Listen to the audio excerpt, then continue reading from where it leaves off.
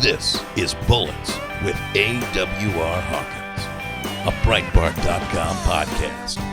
Here once again is AWR Hawkins.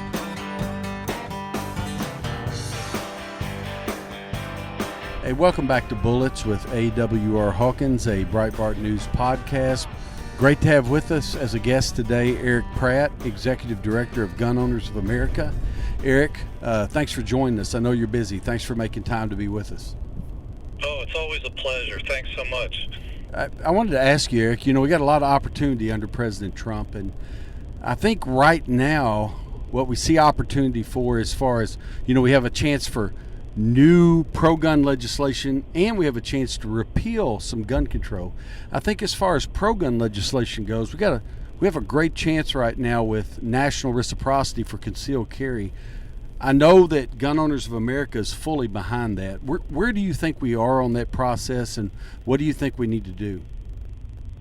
Yeah, we're doing really well with national reciprocity. In fact, the sponsor of the House bill, Congressman Richard Hudson, said we're just having tremendous success getting co-sponsors on. And he was really excited at this congressional briefing that we hosted, and he said a lot of the success in rallying the grassroots and pounding the pavement. Now, just to back up for a second, reciprocity, of course, is the idea that if you can carry concealed in your home state, it shouldn't end at the state border. You should be able to carry nationwide in the same way that you can drive a car nationwide. And so there's two bills, one in the House, which is doing phenomenally well. We almost have we're almost up to half of the representatives being co-sponsors. We're over 175. And in the Senate bills sponsored by John Cornyn has over a third of the senators co-sponsoring it. But a few weeks back, we brought in Shaneen Allen to have her tell her story to a congressional audience, and she just did such a phenomenal job. She's a nurse from Philadelphia. She was robbed a couple times in the past, so she got a gun and a permit, and since she was new to the gun movement, she didn't realize that concealed carry permit only applied in Pennsylvania and, whatever states Pennsylvania had reciprocity with, but they didn't have reciprocity with New Jersey, and she didn't realize that. So, she lives right across the border from New Jersey. One day she's driving in New Jersey. She's pulled over. She just announces to the cop, thinking she's doing the right thing. Oh, I have a concealed carry permit and I have a gun with me. Well, bam. That ended up changing her life dramatically, and ultimately she ended up spending 40 days in jail. This is why we need reciprocity, because the Second Amendment applies everywhere, not just in your home state. I'll tell you though, Shaneen Allen, because of this story, she's pretty famous. She's like a rock star up on the Hill. We, like I was saying, Gun Owners of America had this briefing up on the Hill for congressmen and their staffs, and several of the congressmen came just wanting to meet her. They said, I've read your story. Never imagined I'd get to meet you. So anyway, it was real good. She did a fantastic job just explaining why this is, legislation that we need to get passed. Right. But, to your point, though, she still spent 40 days in jail. And, Associate Justice Samuel Alito made clear in the McDonald v. Chicago case that self-defense is the central component. And that's a quote, the central component of the Second Amendment. So to think that we have a patchwork of laws that mean that if I leave, let's say I leave the state of Texas with my concealed carry permit and I cross into another state, I'm suddenly a criminal, or I suddenly don't have the right to self-defense. That seems strange to me, Erich. It seems like that's a situation we have to fix. Well, we do have to fix it, because you have law-abiding people like Shaneen Allen who become victims of gun control. This truly was a victimless crime. She wasn't harming anybody. You also have people like Sandy Havel of New Hampshire who ultimately lost his life because he was being a law-abiding citizen, being a concealed carrier from New Hampshire, but when he would go to work in Massachusetts, he wouldn't bring his gun with him, and that ended up costing him his life one day, when he easily could have used it in self-defense. So, it is absurd that you would have a right to protect yourself. Like you said, it is really the ultimate ultimate right, protecting your life. And so to only have it in a patchwork of places, it just really doesn't make sense. Right, because I have my First Amendment rights no matter where I am. So it's weird. They're both of the same cloth. If I have one everywhere, I should have the other one everywhere. Let me ask you about something else, Eric. We have a big movement in the country right now for, we call it at Breitbart, permitless carry. A lot of people, and perhaps GOA calls it constitutional carry. But there's a huge push for this, a lot of momentum. What do you see on the horizon for constitutional carry? Yeah, and we refer to it both ways as well. This is exciting. I mean, freedom is marching in this area. Constitutional carry, or permitless carry, basically says, look, if you're a law-abiding American, you don't need to ask for permission to exercise your Second Amendment protected rights in the same way that you don't need to get permission to give a speech or to publish an editorial or to preach a sermon. Let's be consistent with our rights. And so with the Second Amendment, now 13 states have said, if you're a law-abiding citizen with no record and you're not intending on committing a crime, you can carry as a matter of right. In fact, New Hampshire recently became the 13th state. So we've got 13 states now that have constitutional carry. This is amazing because, think about it. In the year 2000, we only had one. That was Vermont. So we're making incredible progress. There's another 17 or so that have constitutional carry for open carry. So in other words, you don't have to get permission to carry openly. Obviously, for obvious reasons, a lot of people prefer concealed carry because they don't want to advertise their carry. But, it's interesting. All 5 of the safest states in the United States are constitutional carry states. 4 of them have it for concealed carry, and 1 of them has it for open carry. So this is definitely, the argument that the other side brings, well, it's going to allow bad guys to carry guns.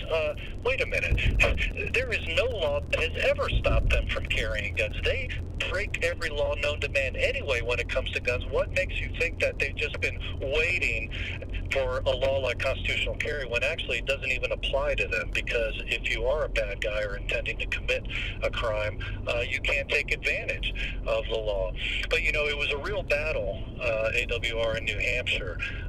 Bloomberg came in with a lot of money. Michael Bloomberg, former New York City mayor. But I tell you what, I think it really demonstrates that while the other side has a lot of money, they don't have the grassroots. They hired a lot of lobbyists for a small state like New Hampshire.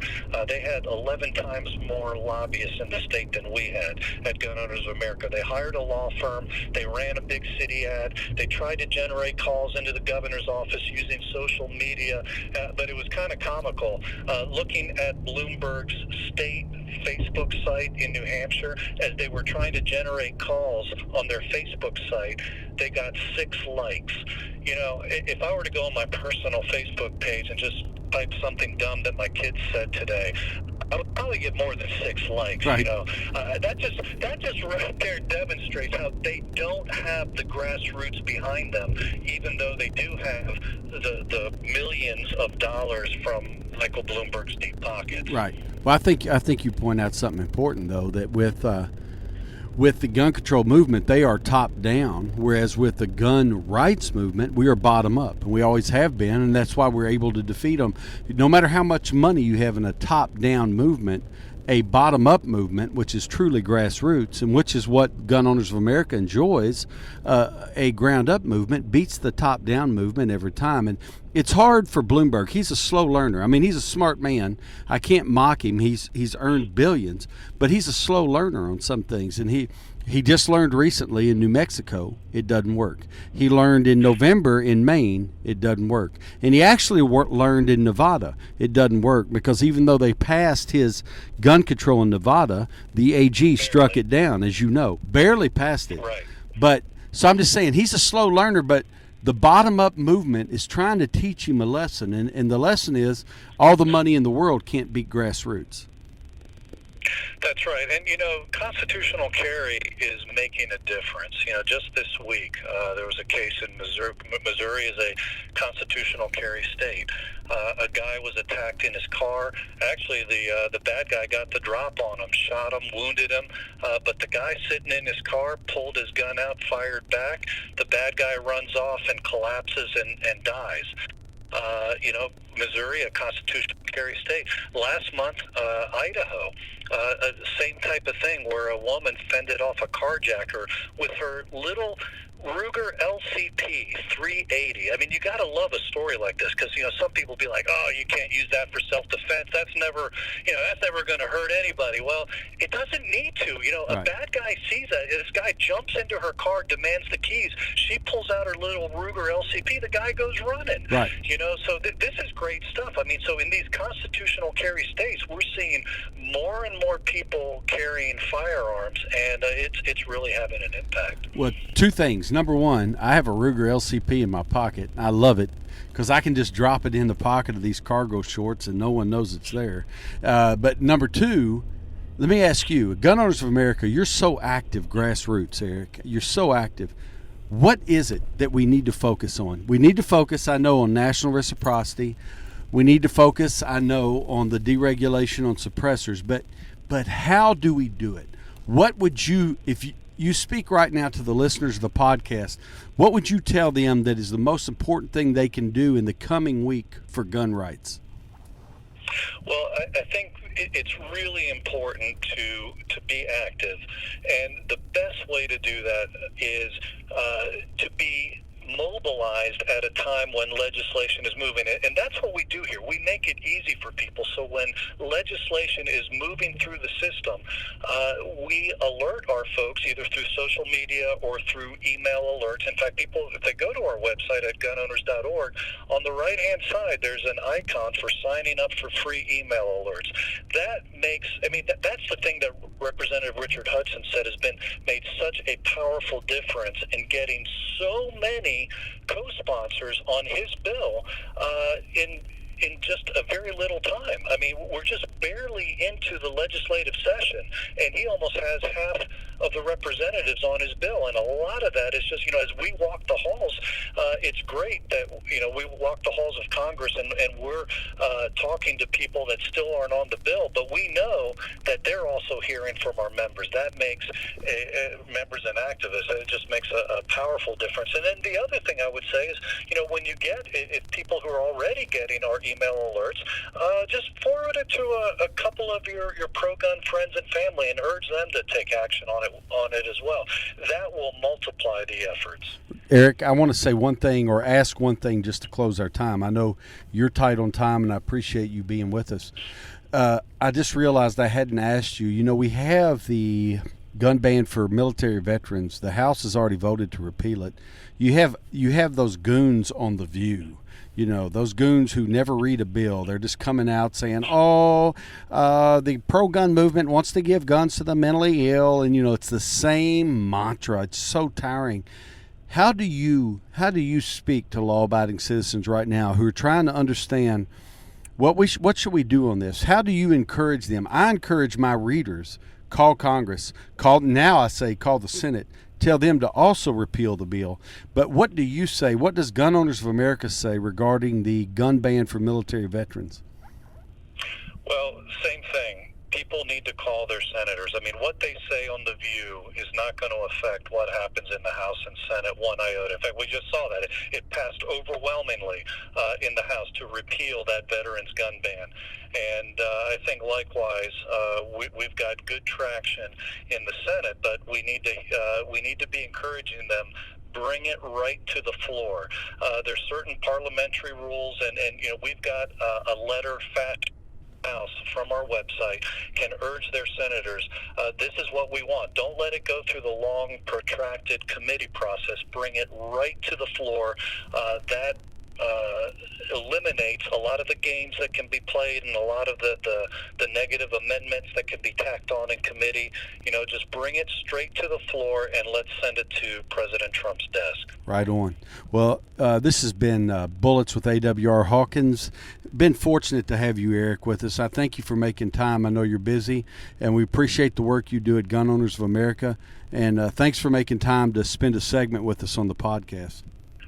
Oh, it's an absolute pleasure, and thank you, AWR, for all you're doing and all the great reporting that you're doing, buddy. Thank you.